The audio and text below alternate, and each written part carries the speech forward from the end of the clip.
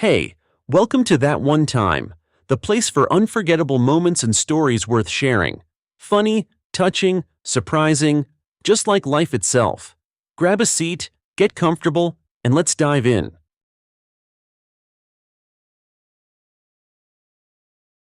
When would this whirlwind of events engulfing life finally cease? Jeanette had always preferred a leisurely pace, a measured existence. Even for work, she didn't rush headlong like many, but left well in advance to choose not the shortest path, but the most picturesque. Past the mirror-like surface of ponds dotted with water lilies where she could feed the cheeky ducks. She admired the water, the sky, the flowers, and the cats she met along the way. A couple of times such a walk resulted in her being late. Her friend Rita, laughing good-naturedly, would say, "Well, aren't you old-fashioned, my dear Jeanette? You should have been born a lady somewhere in the 18th century. You'd stroll with a fan, embroider pearls on velvet, if your inheritance allowed, no worries at all." Honestly, I wouldn't refuse such a fate, Jeanette agreed. And now, paradoxically, she was about to come into an inheritance. Her grandmother from the capital, her father's mother, who had outlived her own son by a whole decade, had passed away. Jeanette was ashamed of her strange lack of grief, which she confessed to Rita. And Rita just threw up her hands in bewilderment. "Oh, come on! You're asking too much of yourself. You barely knew this grandmother. Now I had a true grandmother, a country one. If I asked her to sit with me, she could come even by hitchhiking on trucks, and she'd bring pies from a Russian stove, piping hot. And she had so much soul. How could I not cry when she was gone? And your Ella didn't even really communicate with you. You see, she found her daughter-in-law unsuitable." "Rita, speak no ill of the dead," Jeanette reminded her. "Actually, the full saying goes, speak no ill of the dead except the truth. You can check if you doubt it," Rita advised. "As for you getting to know and love her, she didn't bother herself. Probably didn't need it. It's good she at least made a will in your name. For that, credit where credit is due. Otherwise, your father has some third cousins you mentioned. Your Ellie could have left everything to them out of spite, but she acted decently. So rejoice in your good fortune and remember your deceased grandmother with a kind word. May God grant everyone to live so long and prosperously." Indeed, Rita is right. Rejoicing in an inheritance doesn't mean rejoicing in grandmother Ella's passing. Jenny, Jeanette's mother, used to call her mother-in-law the Queen of Spades within the family circle, completely without a trace of malice or resentment, rather with a hint of respect. Ella was precisely that kind of lady. Perhaps, of course, she was artfully pretending, but she took that secret with her. She lived to be 90, was married more than once, increasing her capital and influence with each new husband. From her first husband, she had a son, Jeanette's father. I didn't want children. You were born completely by chance," she confessed to her son without mincing words, having decided to give birth. As one of the distant relatives recounted at the wake a week before her passing, Ellie was still having a manicurist and pedicurist come to the house. Jeanette was a little taken aback by such a topic at a mournful moment, but Eugenia said that her mother-in-law herself would have treated it with full understanding and wouldn't have been offended at all. Rather, a satisfied smirk would have appeared on her inscrutable face. When they were returning home from the funeral in a third-class carriage, Jeanette asked her mother, "Mom, how did you manage not to feel aversion towards grandmother?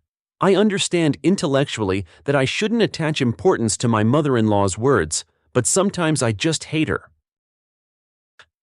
"Jan, you just live too close to her and see each other often," her mother smiled tiredly. "Patricia is a decent woman, but she doesn't have a life of her own, so she tries to interfere in yours. And why would I resent my mother-in-law? I'm grateful to Ella that she never meddled in our life with your father, never tried to break us up, although most of my friends were sure she would. They thought, since I was from the provinces, and funny too, she would constantly remind him of it. They scared me to death, but nothing of the sort happened. Ella was too busy with herself and her life to waste time on me. An egoistic mother-in-law, living for herself and only herself, is sometimes actually quite wonderful. So I can honestly tell everyone, I had a very good mother-in-law, and for leaving her granddaughter an inheritance, I respect her even more now.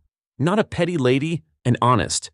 She didn't maintain relations for appearances, but she acknowledged you. I think, in fact, she even liked you." Jeanette had seen grandmother Ella rarely, no more than half a dozen times in her life, and hadn't noticed that she particularly liked her. "None of this grandmother business," Ella said to her 7-year-old granddaughter at their first meeting. "Just call me Ella, like everyone else." And Jeanette called her like everyone else, but always using the formal you. Madame Ella said not a word against that. "Will you tell Victor and your mother-in-law that Ella left you an inheritance?" asked Eugenia with barely concealed triumph, enjoying strong tea from a glass in a holder as if it were a cocktail in an expensive bar. Her mother had once confessed, laughing shyly, that she adored drinking tea on trains since childhood. It had always seemed tastier to her. "I won't say anything yet," Jeanette shared her thoughts. "The will is sealed, its contents are unknown to anyone. Maybe I've only been left some significant memento. After all, I wasn't expecting anything, so I'll accept any surprise with understanding. But my mother-in-law will definitely have another reason to be displeased with me then. What if now I turn out to be not only an inattentive wife and irresponsible mother, but also an unloved, unsuccessful granddaughter?" Mother and daughter laughed softly, understanding each other without words. "All right indeed, there's really no need to rush," her mother agreed. "What's ours won't leave us, and we don't need what's not ours." And they agreed not to return to this topic until the day the will was read. But 2 days before the date set by the notary for the reading of the will, Jeanette's son, Ethan, ended up in the hospital with a sudden illness, acute poisoning. Her mother-in-law unleashed reproaches, declaring that the cause was substandard treats at a children's birthday party to which Ethan had been invited. And of course, if Jeanette were a truly good mother, she would keep track of which family's children her son associated with. It seemed ridiculous to Jeanette to even suggest that a 10-year-old could develop some kind of dangerous social circle, but her mother-in-law nodded seriously, just to avoid pointless arguments. The birthday boy was Ethan's good friend and classmate, Liam. If Liam's mother, who raises him alone without any help, bought a cake at a bargain price, that doesn't mean she's to blame for the cake sold in the store being past its expiration date. But however that might be, Ethan was in the hospital, was already out of danger, and was starting to get bored. And Jeanette was just supposed to go to the notary for the reading of the will.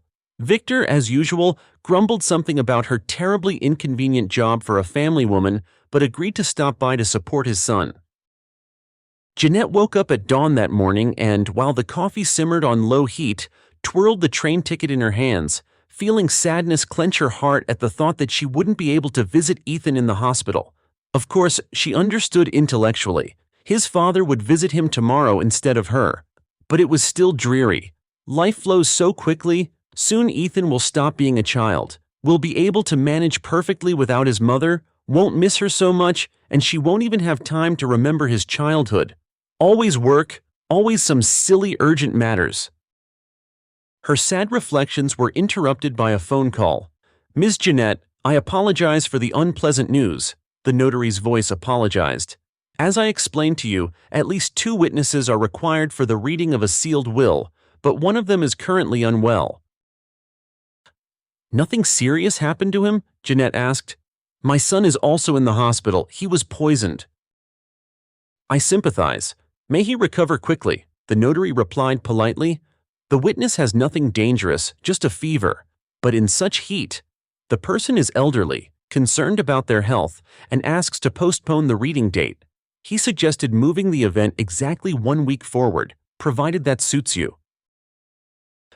"Yes, I'll arrange it at work," Jeanette agreed, not liking to be capricious or disrupt others' plans without a good reason. "And today I'd better spend time with my son. So everything is fine. Please convey my wishes for recovery to the witness." She truly didn't care at all about going for some phantom inheritance while her son was in the hospital. He hadn't yet crossed that invisible threshold when the possibility of getting money becomes a justification for a person if they've left someone close to them to be bored alone. Jeanette sighed with relief, drank a second cup of coffee with milk foam, and set off to visit Ethan as a surprise. If her little son was still hurting somewhere, it would definitely pass after their meeting. The hospital elevator for visitors wasn't working. Jeanette didn't understand how to call the side one, where gurneys with patients were loaded. She generally felt extremely anxious and uncomfortable in hospitals and considered herself one of those people who could never become medics. Jeanette decided to go up to the third floor she needed by the stairs on foot. On the windows between the first two flights, she was met by gloomy, drooping roses. Hearing voices, she stopped for some reason instead of walking faster. The voices came from the windows between the second and third floors. Her husband Victor and her mother-in-law Patricia were talking. Hearing the very first few words, Jeanette froze, rooted to the spot under the stairwell, and mentally thanked herself for choosing silent sneakers for this trip. "Victor, I wouldn't wish you ill," her mother-in-law persuaded him quietly but firmly. "I will always be on your side, whatever you decide. But now I'm asking you to take a pause and not rush. Can't you guess why yourself?" "Mom, what's with your love for talking in riddles?" Victor asked, lazily irritated. "What am I supposed to guess?" "About the fact that your wife might now be among the heirs after her Moscow grandmother's death. Did you really not think about that? Honestly, how have you lived this long, huh?" "Mom, don't start. You've brilliantly chosen the time and place. We're actually visiting my son and your grandson in the hospital." "Exactly," his mother-in-law triumphantly picked up. "Don't forget that you and Jeanette have a son. I'm also a living person. I understand everything perfectly. Love has arrived and all that. And you know perfectly well that I don't consider the fact that you have a child a red flag. Ethan has the right to his father until he comes of age and to a share of your property. And then you marry this Natasha of yours, the initial raptures of love will pass, and what will turn out? It will turn out that these alimony payments and gifts to the child annoy her, and in general, she'll want her own child. And you still have to raise Ethan, and all this on just your salary. Listen, Natasha doesn't want children. She just wants to live with me without this silly game of hide and seek." A woman who doesn't want children is also suspicious.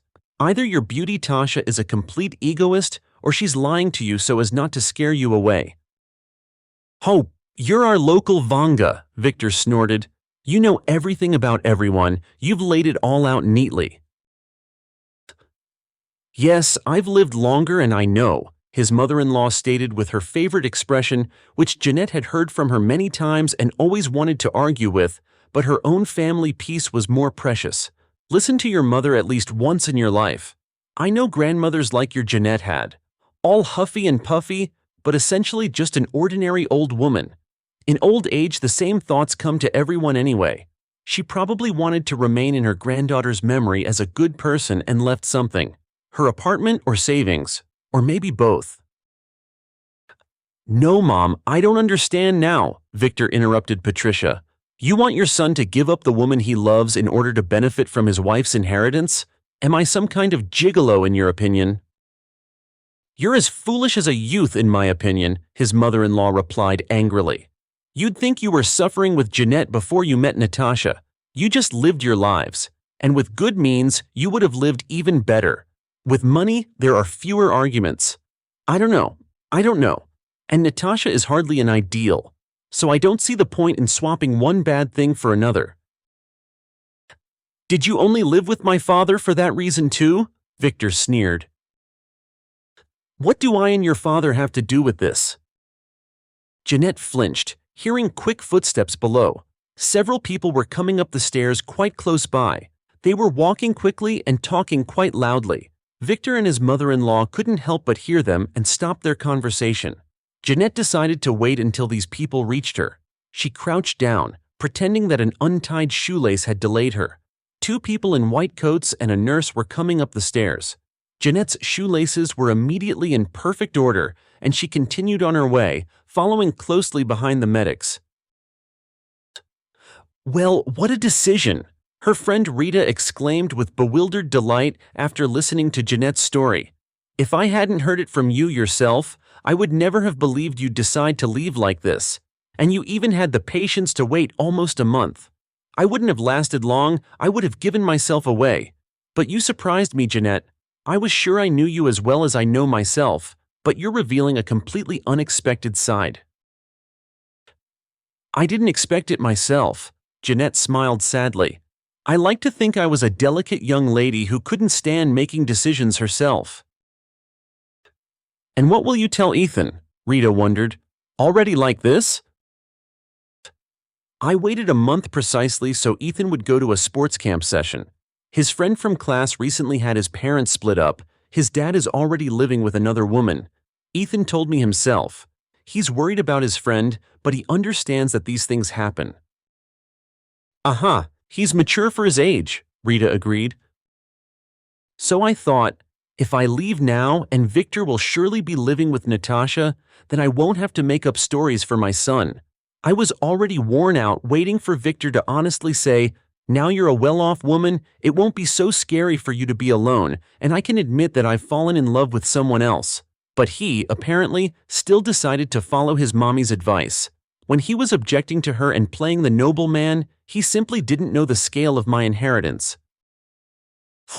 Stop tormenting yourself. Rita tried to stop her friend. You chew on this every day. Have some pity on yourself already. Rita, I feel sorry for myself, and I feel sorry for this Natasha. That's why I need a little more time to whine, and then I'll calm down, Jeanette assured her. Why feel sorry for Natasha? Her friend snorted. She's getting involved with a married man. She should be ready for all sorts of obstacles. I know my Victor, well, not mine anymore, perfectly well. He can convince anyone of his feelings if he sets his mind to it. I remember that from my own experience. And Natasha was surely confident in him, and he traded her for his wife's inheritance, for the opportunity to live comfortably, to buy a new car, for example. He's already cautiously testing the waters, asking if his beloved wife might want a new car in exchange for the old one. That's when I was closer than ever to giving myself away. I look at him and think, if the elevator in the hospital had been working then, I wouldn't have heard his conversation with his mother. I would have lived in blissful ignorance and been happy now, thinking how good everything is with us, what a close-knit, loving family we are. And it's terrifying to think that I could have lived my whole life with this hypocrite and might have even thought sometimes that I was happy. Everything is always so complicated with you, Rita shook her head. You would have lived, you could have. If you had found out everything, you'd leave yourself. You're not expected to have financial problems. That's it. Live and be happy. Something tells me the revelation of Victor's character struck you so much that you won't pine for him. Yes, I won't now, Jeanette agreed calmly. Unlike mine, for Ethan's inheritance. Exactly. Rita raised her index finger to the sky. So you had no other option but divorce anyway. And this way, you'll at least leave first, with the feeling of a victor. Yes, I approve of your decision. To be honest, Jeanette herself thought her own idea was simple, without much inventiveness. When Victor returned from work the next day, he froze on the threshold, not knowing how to react to what he saw. Firstly, this wasn't a case where a man might not notice his wife had changed her hairstyle. As long as he had known Jeanette, she had always had thick, dark blonde hair almost to her waist. Now half the length was cut off, and the uncharacteristically uneven strands, styled in a lush cascade, shimmered with a rich, dark red, fiery color. A surprised Victor grudgingly admitted that such changes had turned his wife into a striking beauty. Furthermore, she was wearing a green dress resembling a long, loose tank top, and it also suited her very well.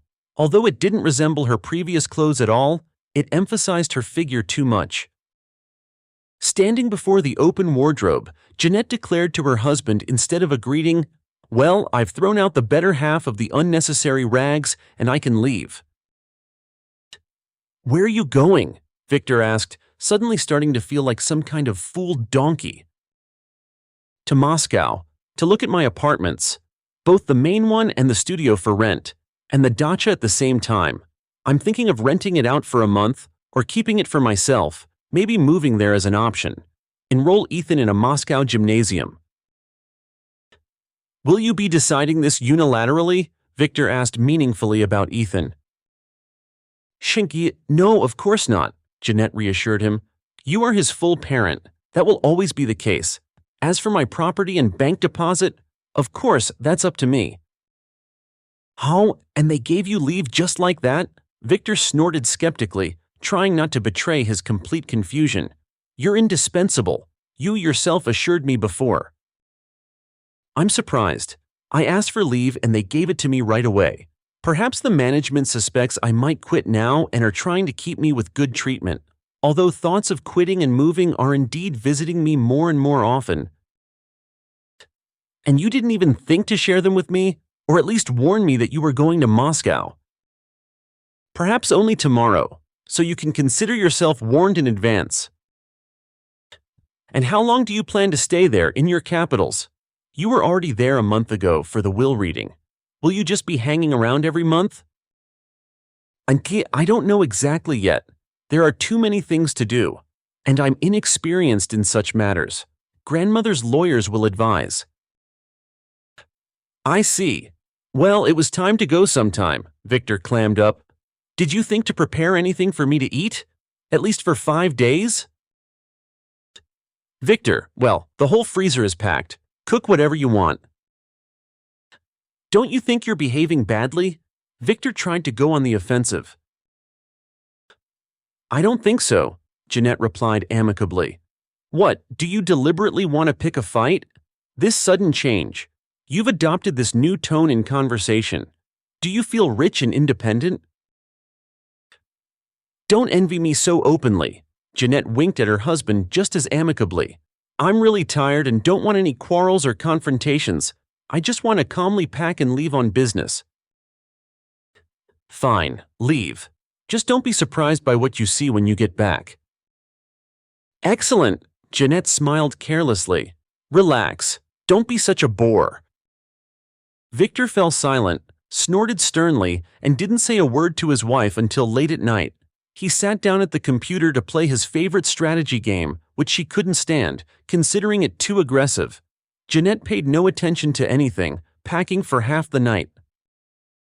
In the morning, when Victor was still sleeping, nose buried in the pillow, he opened his eyes and saw Jeanette, skillfully made up and wearing a tank top and jeans, standing before him.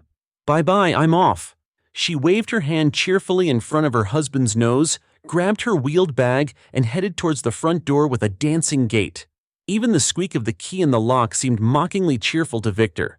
She was happy to be leaving and wasn't even trying to hide it. Had she managed to meet some old Moscow geezer at that funeral? Did she imagine herself a femme fatale?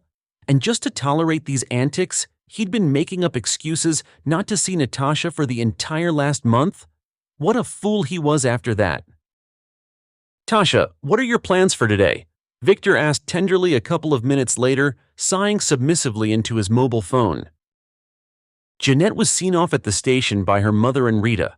Without consulting each other, they weren't in a hurry to leave, watching the train for a long time, even when no sound or trace of it remained on the horizon. "Maybe we should buy a pie each, Rita?" her mother suggested hesitantly to her friend. "Or do you also think station pies are poison? In my day, they called them sick makers." "Auntie Jenny," Rita confessed, "I love sick makers." Eating the pies wrapped in flimsy napkins, they talked about Jeanette. "I would never have thought our Jeanette was such courageous." Rita continued her confessions. "You were much feistier in school, too." "I'm only feistier for show, but in reality I'm just louder, like an empty drum," Rita laughed. "I'm scared to even think what I would do if I ended up in a situation like Jeanette's. I would definitely throw a stupid, loud tantrum, giving my husband reason to be happy that such an hysterical woman was leaving him. After all, if a girl is hysterical, it means she's still hurt. I couldn't have played the carefree heiress who doesn't give a damn about her husband like that, but Jeanette could." Yes, but in reality, it was very hard for her, I know," Auntie Jenny sighed. "The only hope is that a change of scenery will help her cheer up. She had dreamed of traveling for a long time, but something always got in the way. Victor was always content with fishing trips and visits to friends' dachas. Ethan is sent to sports camps, and my daughter just kept postponing her life." "See how lucky it is that grandmother decided to leave everything to Jeanette," Rita picked up. "What if your Queen of Spades was a real witch and foresaw and knew everything?" "Ella could do that," Auntie Jenny nodded with a smile. She had never felt aversion towards her mother-in-law, and now she remembered this original personality even more. How did Ella manage that? She always did everything her own way, only considered herself, but no one was angry with her, and all her ex-husbands wished her a happy new year. A witch, definitely a witch. Jeanette, funny to say, was traveling in a compartment carriage for the first time in her life.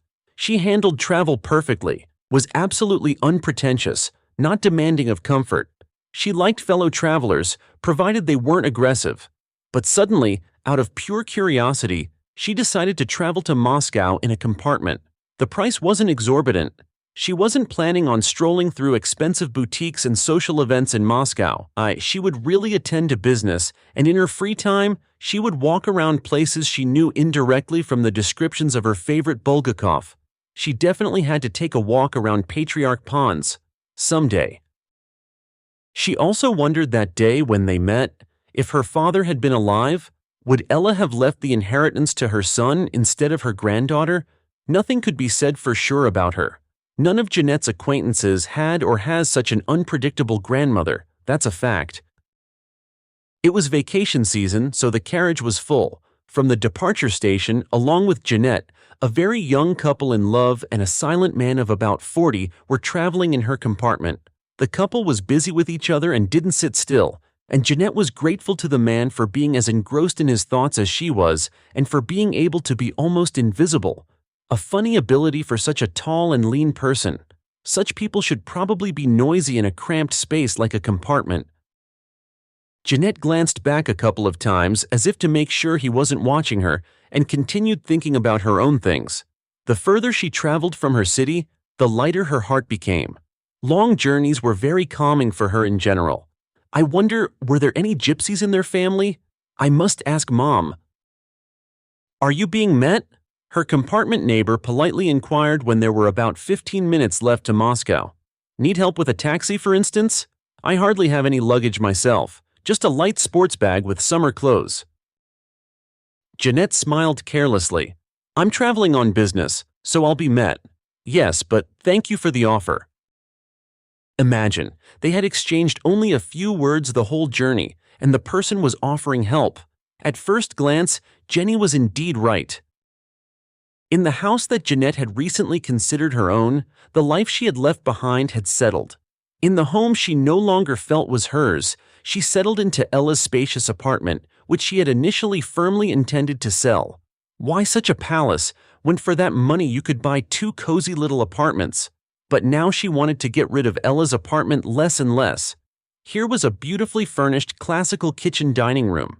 In old movies, people would sip tea from Chinese porcelain in such dining rooms. Incidentally, suitable porcelain was also available, and there were also living rooms with a piano and excellent reproductions of famous paintings, the mistress's bedroom resembling a boudoir, and a study combined with a library. On the way to Moscow, Jeanette thought it would be uncomfortable, perhaps even eerie, to settle here alone, and yet when moving into the hotel, she remained with her. To her own great surprise, Jeanette immediately felt at home in this apartment. She was even more amazed when she began to understand that she and Ella had quite a lot in common. Jeanette wouldn't want to change the curtains on the windows, nor the dishes, nor the paintings and photographs on the walls. Even the books in the library that she had managed to look at seemed to have been chosen with her taste in mind. Jeanette walked around the house, sat down in the armchairs, and mentally thanked Ella. A nice studio with modern renovation, also part of Jeanette's inheritance, was rented by a young married couple, pleasant folks who spent most of the day at work. Jeanette gladly assured them that she wasn't going to sell this property, raise the rent, or look for new tenants, and went to the dasha. Jeanette herself, and her parents too, had never had any dashas, and no one complained about lacking a dasha. Jeanette's father, Maxime, used to say that in a small green town surrounded by forests and lakes, it was silly to stay in one place when you could discover new corners of nature every weekend. And they did just that as a family. But Ella did have a dasha, and, as Rita correctly guessed, there was no talk of any garden beds there. A vegetable garden and Ella. That's even absurd to imagine. Ella's dacha resembled a sanctuary from the hustle and bustle of the world. In the depths of the old apple orchard overgrown with tall grass stood a not very well-kept but solid 2-story country house, old-fashioned, resembling a small estate. Inside, it turned out to be much cozier than outside, amazing with its cleanliness and tidiness. The lawyer accompanying Jeanette, Mr. Thompson, even quietly apologized, noticing her surprise. Did I really forget to mention that Ella's housekeeper Martha lives in the house? Former now, forgive me. Here she has come out to meet us. Good afternoon, Jeanette said somewhat awkwardly, having just seen the woman who was coming down the stairs towards them. Hello, she responded with a friendly, warm smile. My name is Martha. Did you have a good journey? Perhaps some tea, coffee, or something stronger? Jeanette, the flustered Jeanette introduced herself. I'm sorry for the trouble. I thought no one lived here anymore. And what about you? Jeanette didn't know how to properly ask the question that immediately came to mind without offending the woman, and fell silent, choosing her words. Don't worry, Martha assured her, realizing everything at once almost cheerfully. Everything is fine. I'll tell and explain everything now. Let's go to the dining room. And she went ahead, leading Jeanette and Mr. Thompson with her. Martha was immediately likable, an energetic lady in her 60s, strong and fit, radiating friendliness and warmth. Who's driving? She winked, immediately opening a carved wooden box. I can treat the passenger to my special cranberry liqueur. Ella really appreciated it. I'm a perpetual passenger, Jeanette smiled. I don't drive. Treat me then. I call Stanislavovna Ella. I've gotten used to it over many years. If it's unpleasant for you, I can properly… No, call her as you're used to, Jeanette quickly reassured her. I'm sorry. I really didn't know you were staying here after grandmother's death. No one told me anything. Who is paying you? You maintain such exemplary order. How much do I owe you? Oh, Martha laughed, touched. And what about the fact that I pay nothing for housing here and breathe in this palace, this fresh apple orchard? Didn't you think they could have even thought to demand payment from me for this? Actually, Ella left me some money too, and it's not a small sum for me. Wasn't there something about Martha Egerton in the will? That's me. You don't remember anymore who got what. I wasn't paying attention, Jeanette confessed. Now that's a generous girl. A real aristocrat, Martha praised. In general, and seriously speaking, I really live here like in a sanatorium. There are shops with the essentials nearby, 2 of them. And what they don't have, neighbors from the city bring me. The neighbors are good, sociable, and calm. They don't meddle in anything. And our plots aren't cramped either, as you can see. The main thing is, Jeanette, tell me by what deadline I should vacate the house and when it will be convenient for you to see and hear everything. I can do it right now, but it's up to you to decide. And where will you go if… Jeanette didn't finish. Well, I'm not the Spanish court to have such secrets, Martha assured her, almost cheerfully. I'll go to my daughters in Vladimir. There's room, my son-in-law is good. I won't be a surprise to them. I would have returned there in my old age anyway. Everyone knew that. Of course, if Ella had lived longer in this world, I would have worked for her for another 10 years at least. Although Martha was both discerning and talkative, Jeanette understood that the woman didn't want to leave this house. I would gladly offer you such an opportunity, Jeanette confessed, but I'm not the type of person who needs to hire domestic staff. I even know how to do renovations myself. I had to learn. Specialists charge a lot. Forgive me. Oh, no apologies, my dear girl. Martha was touched again. But I would advise you not to decide what to do with all the property right away. Think about it a little. Another month or 2 will pass, the initial bewildered emotions will subside, and everything will fall into place in your head. I absolutely agree, Mr. Thompson offered his voice in approval. When there is no dire need for money, that's what you should do. That's what I'll do. Thank you, everyone, Jeanette decided cheerfully. And let's walk around the house then. Will there be apples there too? Plenty, Martha assured her. I do take care of the trees. Mr. Thompson asked permission to stay in the garden in an old rattan armchair to smoke and make a couple of business calls, while Martha began showing Jeanette her new possessions like a seasoned estate guide. I I don't know what I'll sell now, Jeanette said, half in jest, half seriously. Grandmother's apartment I like, this house is also to my liking. And for the money the tenants pay for the studio, I work for a month in my city. That's what I'm saying. You have something to think about, Martha waved her hand. And what if, while you're thinking, I find tenants for this house? How do you feel about that? It suddenly occurred to Jeanette.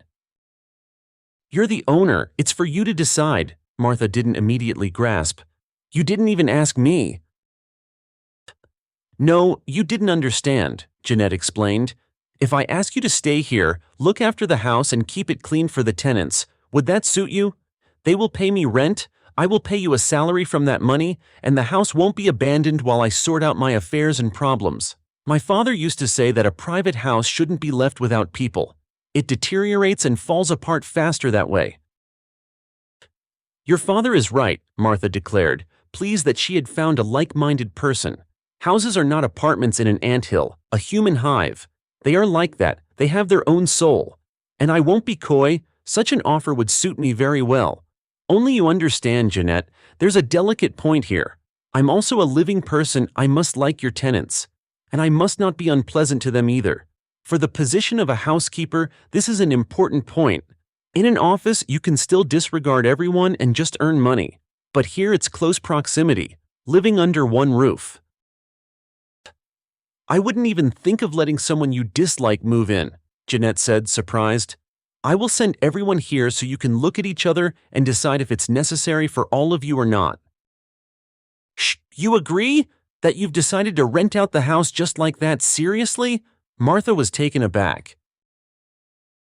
What? Is it a bad decision? I must at least achieve something, some order during this visit.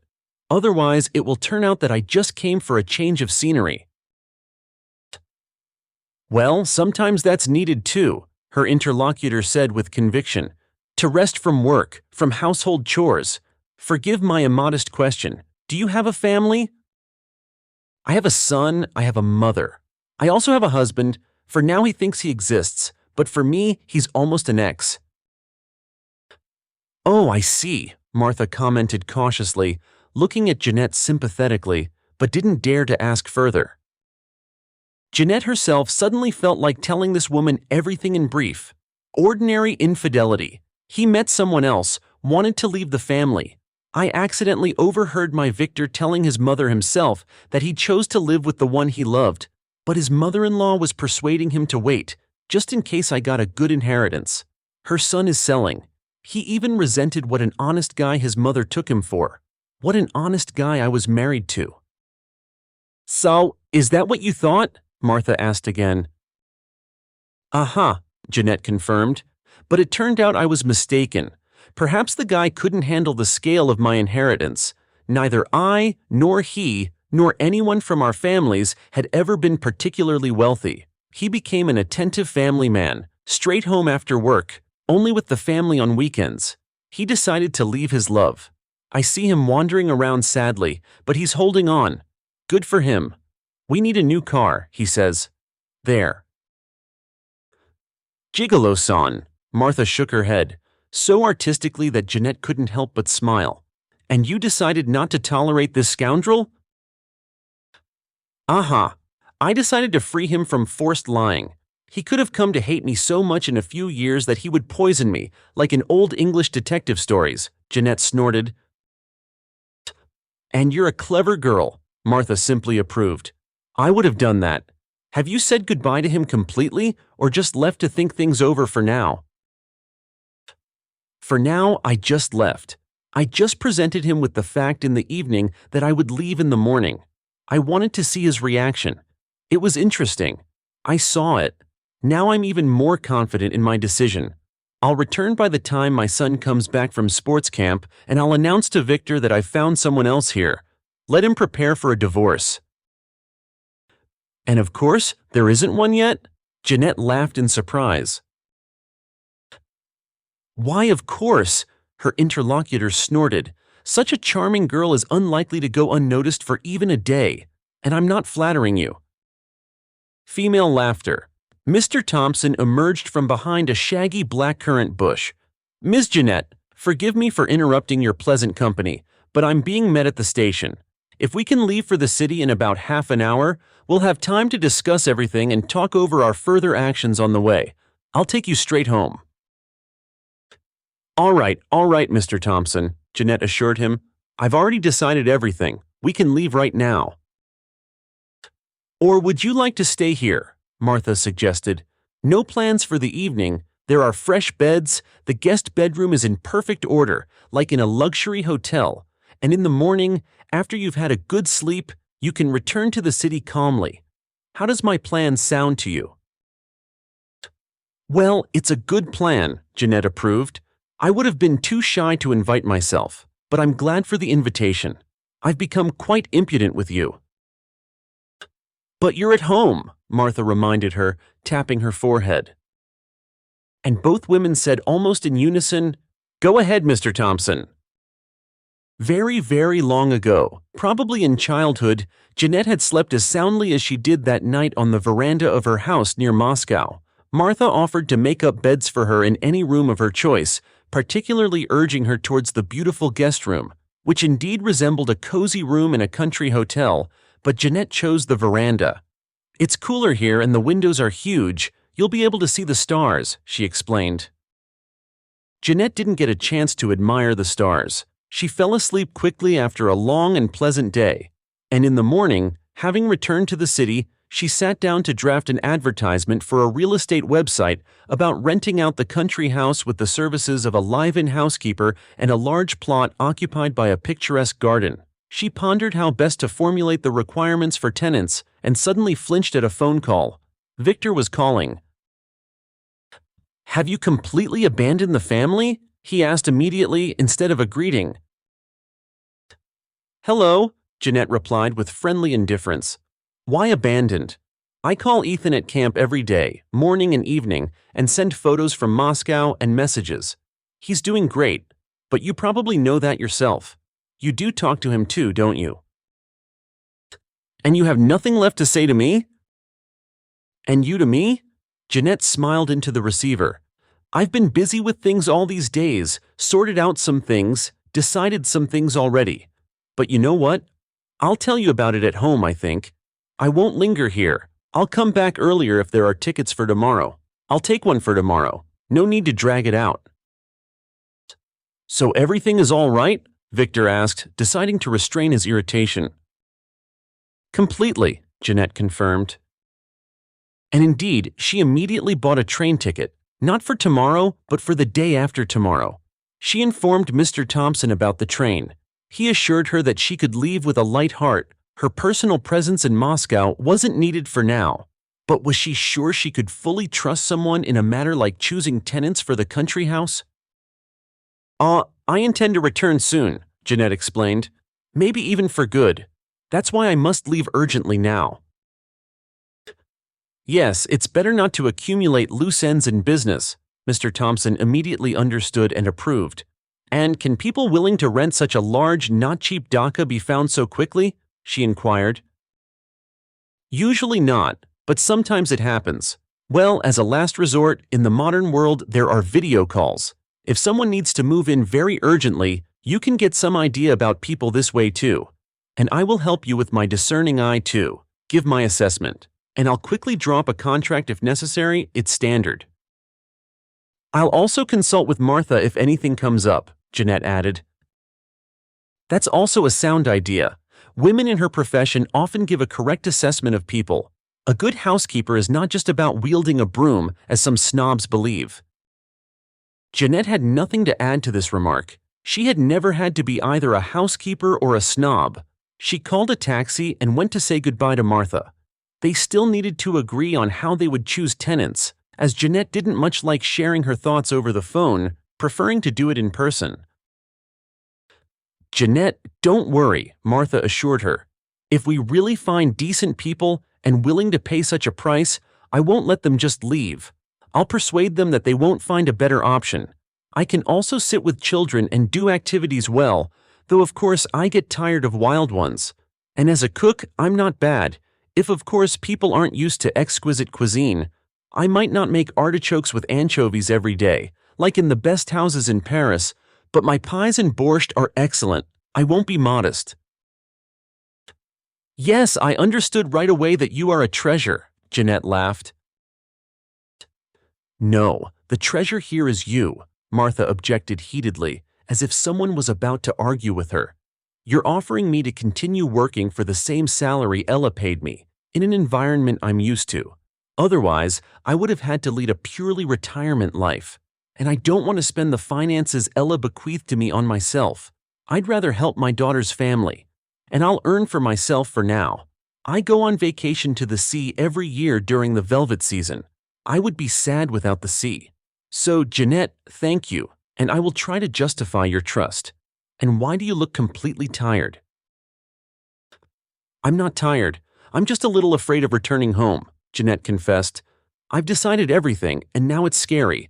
I'm used to not quarreling with anyone, not getting involved in adventures. And now I'm pretending to be a fiery redhead, a decisive heiress, but I'm just an ordinary provincial coward. Atsi, well, you're an inventor, Martha admired. With your idea of telling your husband, you're like a spitting image of Ella. She also loved to invent things about herself, and everyone believed her, and everything worked out perfectly. So I'll be waiting for you here with your son and mother and holding on to decent tenants so they don't get off the hook. Jeanette decided to inform Victor of her arrival time. Meeting Natasha, who could well be in the apartment right next to Victor, was not part of her plans. Meet you at the station? Victor asked. No need, no heavy luggage. I'll get there myself. Thank you for your concern. There were notes of sarcasm in Victor's voice, but now they only brought a smile to Jeanette's face. On the morning before leaving, she called her mother and warned her that she would come to stay the night with her and would live with her until she moved into Ella's apartment. Are you sure you finally decided? Her mother exhaled. What if Ethan doesn't want to? Mommy, let's talk at home. The apartment that Jeanette had so recently considered her home met her with dirty floors and a pyramid of dirty dishes in the kitchen sink. A couple of fat flies circled above the pyramid, eagerly looking for something to feast on, while another pair crawled across a frying pan with leftover fried potatoes. Hello, it's cozy here, isn't it? Jeanette announced, with no hint of hysteria, almost cheerfully. Hello, her husband replied from behind the computer, as best I could after work in my wife's absence. Jeanette shrugged. If you like it, it's your business. Jeanette replied in a friendly manner. What, are you not the mistress here anymore? And suddenly, as if understanding something from his wife's gaze, Victor abruptly changed his tone. Well, all right, Jenny, we've had our fun. The boss has worn everyone out. With this attitude, I'm seriously thinking of quitting. As I understand it, we're not struggling financially right now. There's time to find a decent job. Yes, I understand everything, Victor. I'm exactly the same.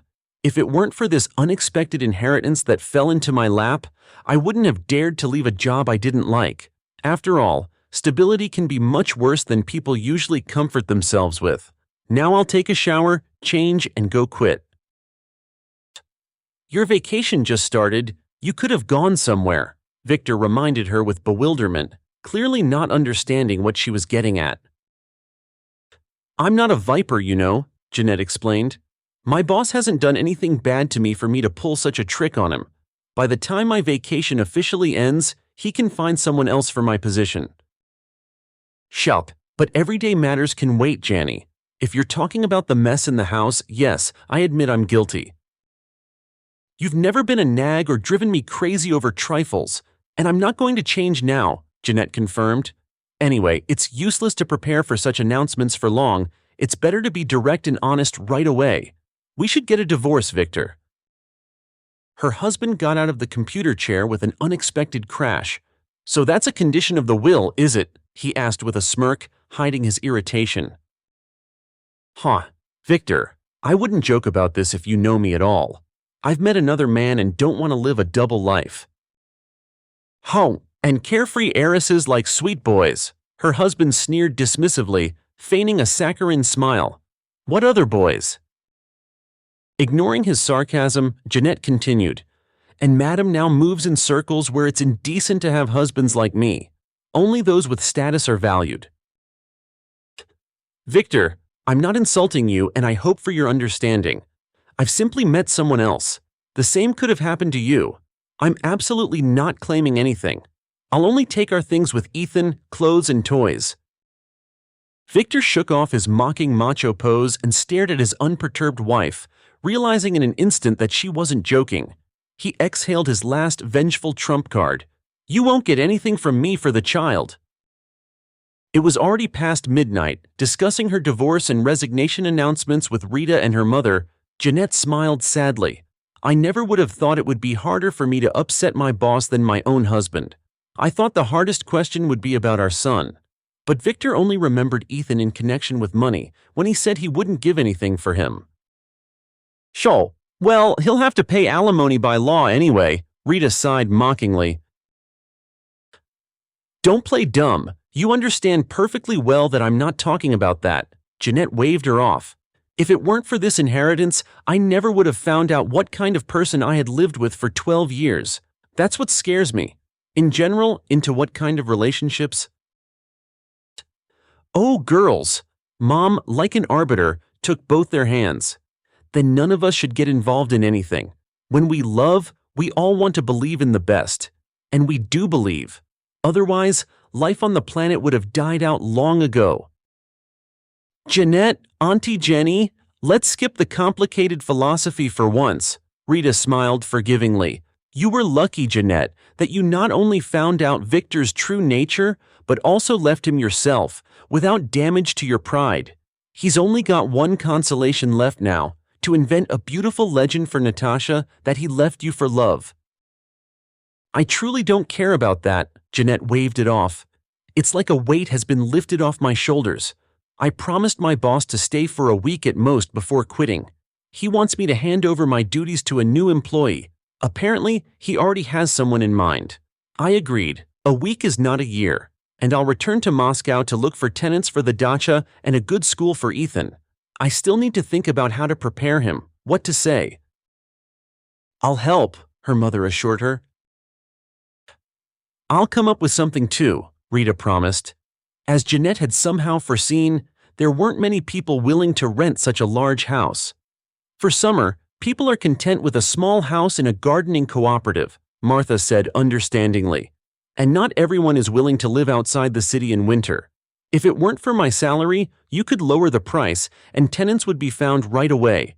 I feel I should get ready to go to Vladimir. Jeanette, if you miss your daughter and want to leave, just say so. Martha? Jeanette asked. I told you honestly right away, I would work for another 10 years at least. Martha abruptly changed course again. But so far we haven't come across a single noble woman willing to pay extra for a house with a housekeeper. Let's wait a little longer. Very little time has passed. It's too early to draw conclusions. And Martha meekly agreed to wait. Jeanette spent nights sometimes at her place outside the city, sometimes in the city apartment, walked around the city, filmed videos for Ethan, whom his grandmother was supposed to bring to Moscow soon as his camp session ended. Ethan was sad that his father had almost stopped calling. A week after Jeanette left, Patricia called with the aim of expressing everything she thought about their immoral little family. It turned out that Eugenia had once married a metropolitan golden boy, hoping for a beautiful life, but miscalculated. But her daughter decided to make up for both of them. No sooner had she received her grandmother's inheritance than she threw out of her life, without regret, an unprestigious but honest and decent husband and the father of her child. Status didn't even prevent this for her. Jeanette's mother's voice was understanding, though tired, and Jeanette immediately after talking to her mother dialed her mother-in-law's number.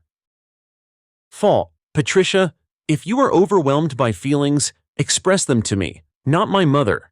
She has absolutely no relation to this story. Even better, shift your attention to your son. A strange silence from her mother-in-law ensued, and suddenly a silly childish prank came to Jeanette's mind, and she added after a prolonged pause, "Do you really think I don't have the means for a private investigation? This is regarding the honesty and decency of your son." Patricia said goodbye in confusion. "But now she definitely won't bother Mom," Jeanette justified her invention. "Fi. We've got a long-term tenant who's appeared," Martha announced in a lively voice. "He couldn't reach you, it was busy. So he called me. He asked when he could come to see the house. He asked pertinent questions, wasn't scared by the price, he's polite. I remembered you were planning to come to me for lunch tomorrow, and I took the risk of setting a time for him myself, 2 hours before lunch. Did I do the right thing, or will you call him back and change the time?" "We won't change anything, you did well. I'll come earlier," Jeanette promised. Lately, so many events had happened in her once unhurried life in such a short time that Jeanette wasn't at all surprised by the new little surprise. When the man who wanted to rent Ella's picturesque dacha got out of the car, Jeanette recognized in him her fellow traveler, the silent compartment neighbor who had offered her help with her luggage when she was traveling to Moscow after the memorable conversation she had overheard in the hospital. The fellow traveler also recognized Jeanette immediately, smiled in surprise, and immediately became flustered. "I remember you," he said just in case, as if Jeanette might not have noticed. "My name is Gavin. I need a house." "Everyone needs a house," Jeanette smiled. "How many people are you?" "There's one of me," Gavin replied. "I already understood from the description on the website that here." Gavin said that he was an architect and landscape designer. He had his own bureau, had been working remotely with Moscow for a long time, visited here often, and had even managed to buy an apartment here. Only it had remained empty all these past few years. Mom absolutely didn't want to move to Moscow, so I stayed with her. She wasn't the kind of person to live alone after Dad's death. And I don't need to. I'm mobile. I came to the capital on business trips, did everything, and left again. And recently she passed away. I decided to move here permanently. And suddenly I realized I'm not an apartment person. I want to live in a house outside the city. I bought a plot. I'm building a small house with a pond there according to my own design. And while it's being built, I decided to rent a place. Martha immediately and unconditionally liked Gavin, and she invited him to lunch point blank. "Jeanette and I are actually about to have lunch here, and we don't intend to go hungry and wait for you to leave, so you're welcome to join us." "I can't refuse such an honest and heartfelt invitation," Gavin was delighted. "It's such a happiness, a house with one's own Mrs. Hudson." After lunch, having managed to agree on the time for signing the contract, Jeanette walked the tenant to the gate and couldn't resist a remark. "On the train, you seem like a very quiet person, but now it turns out it's the opposite." "Yes, I'm a chatterbox," Gavin confessed with a smile when not at work. "And you seemed very focused on the train then, engrossed in serious problems, so I didn't bother you with conversation, although I really wanted to meet you." "Well, you are perceptive. You are a dangerous person." Jeanette also couldn't help but smile. Now is a much better time. Back then, I truly wasn't up for anything or anyone. A year later, having come to visit her daughter and grandson in Moscow, Eugenia, chuckling good-naturedly, told Jeanette simple news about mutual acquaintances. "I don't know from whom, but Patricia heard that you were really going to marry some gentleman from the capital, that I was invited to the wedding, and then she just burst." "Is she calling you again?" "No, when she sees me, she crosses to the other side of the street. It turns out my friend, Irene, works with her new daughter-in-law, Natasha. She says it's sad to look at Natasha now. Her mother-in-law told her to her face that she had ruined her son's entire life, that he could now be living in a huge apartment in Moscow or a mansion of his choice, but because of Natasha, the family destroyer, he is now forced to languish his whole life. In short, Patricia talked a lot of nonsense in her usual style. Everyone feels sorry for Natasha now, of course, except for those who gloat that she shouldn't have gotten involved with a married man." "I'm on the sympathetic side," Jeanette announced. "If it weren't for Natasha, I wouldn't have met Gavin.